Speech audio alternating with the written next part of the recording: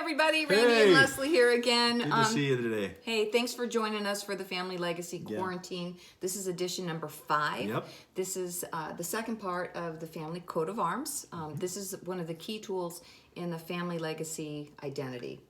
Yes? Yeah. Yes. Identity protocol. Want to thank you guys again for joining us, those who have been, and if you're just coming in new.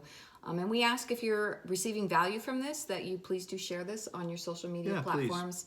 This is our calling, and we're passionate about helping families transform. Yeah, and it's from not the inside and it's out. not about us.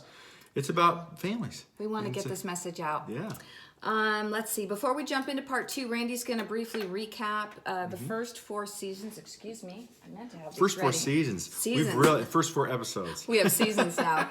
Good Lord. We've been doing a little binge watching. A little happy in quarantine. But the basis of this comes from Randy's best-selling book, The Family Legacy: Shaping Culture from the Inside Out. And it includes a companion workbook. And that's where all of these little quick clips are coming from. And just a reminder, the whole basis of this work from a scriptural foundation is Proverbs 24:3. And this is how it reads in the Passion Translation. Wise people are builders. They build families, businesses, and communities. And this is important. And through intelligence and insight, their enterprises are established and endure. It sounds like legacy. It does. Established and endured. Thank you. So if you joined us for the first 4 episodes, hopefully you're getting value. If you haven't, you may want to go back and look at them, because there's tremendous value. We started in episode 1 with an overview of all the protocols and what the family legacy model is, which are these 6 core practices for living and leaving a powerful legacy. And the first protocol is what we call the emotional intelligence protocol. And we gave you an exercise on empathetic listening, which is how to really listen to connect and understand those members of your family, instead of just how to respond or what your own thoughts are about what they're saying, but really to connect deeply.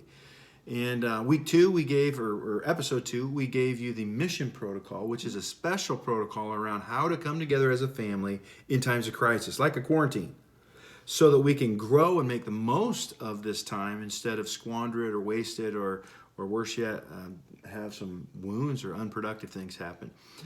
The episode 3, we covered the social covenant, another EQ protocol tool, which is how to create a family environment or culture where everyone wins, where everybody can express their needs and everybody understands them, and there's an agreement around how we work together to make home safe, fun, loving, trusting, and supportive. I mean, that is how healthy families continue to be healthy. And we want to make sure to create that. That's the EQ protocol. Episode 4, we did part 1 of the Coat of Arms, which is really the fan favorite, if you will. We work with families and train them because it speaks to identity. It's part of the identity protocol. And here's the key thing around legacy and identity. The only legacy that we leave is the one that we live. And the legacy we live happens out of our character. So it really is who we are, our identity, our character, that is the legacy. And if we can pass on the nature and character of God, ideally, right? Love, joy, peace, patience, gentleness, His nature. As we steward that in our lives and demonstrate that and teach our generations to do the same, then all kinds of wonderful things happen that we consider legacy, including wealth and influence and all that other wonderful stuff. But it comes from identity. And so this exercise, Coat of Arms, was all about identity. And we had all the flip charts out and had each person stand there with a marker and everyone else speaking identity over those people and drawing. It's really, it's dramatic and it's emotional and it's really fun, isn't it? I mean, we do this with families, you're jumping up and down, Brenner. It's fun. And it's lasting. It really makes an impact. It does. Once you've done that, Leslie, then now this is part 2. How do we take that and turn it into a really creative, one-of-a-kind work of art that we can use for legacy and teaching legacy for generations? Okay, great.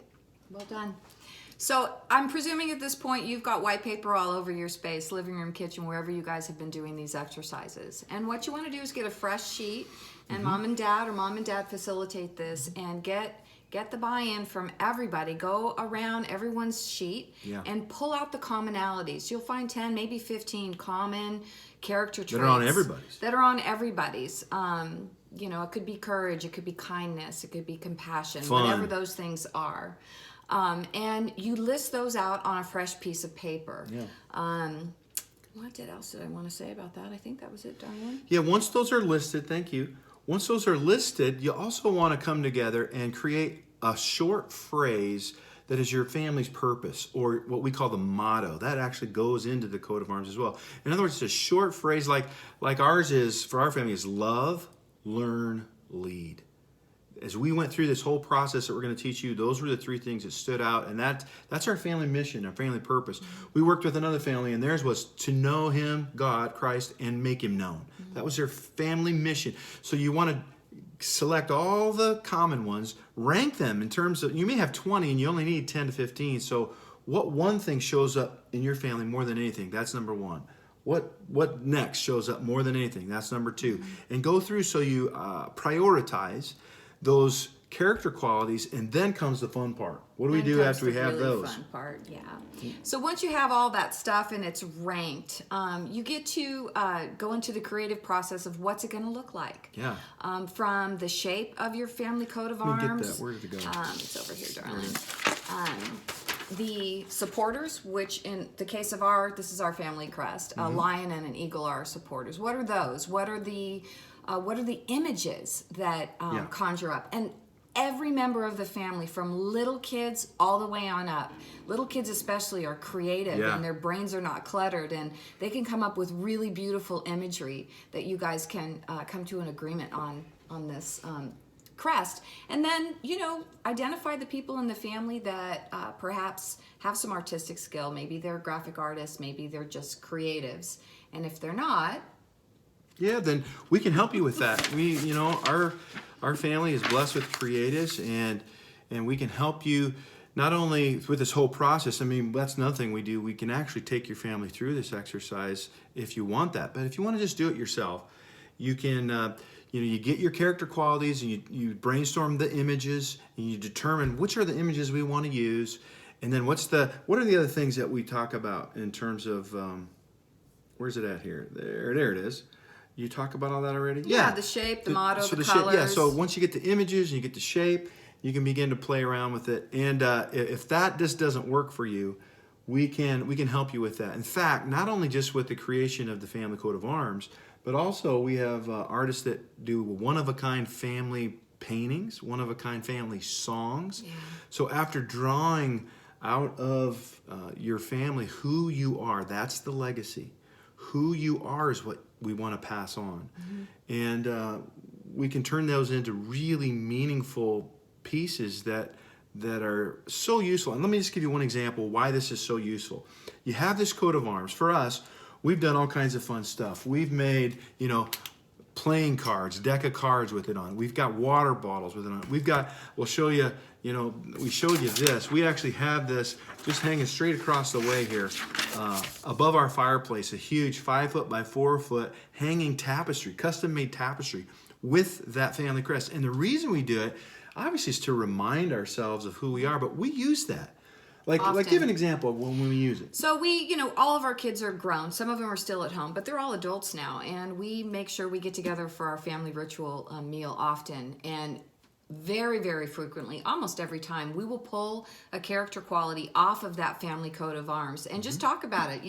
Hey, how's empathy showing up in your life this week? Or, it's just an endless source of intentional, positive, and just a safe environment to make that time meaningful and purposeful. Really good. Yeah, and all of this is in the workbook, guys, from even developing the shape. There's suggestions and all kinds of stuff, but we do offer some extra help if you need it. Yeah. Hopefully you'll take this on. This can be a really fun, really lasting, really a meaningful exercise that you can draw meaning from for your scum. It's said that a painting is worth, or a picture is worth 1,000 words. If that's true, then this family crest with all of the meaning and all of the images and all the pieces it's worth, how many, 15 or 20,000 words, and probably even more effective because of the artwork and the symbolism. You can really grab a hold of the concept. So be blessed with this. Hope you enjoy it, and join us next time for our quarantine edition. God bless. Bye.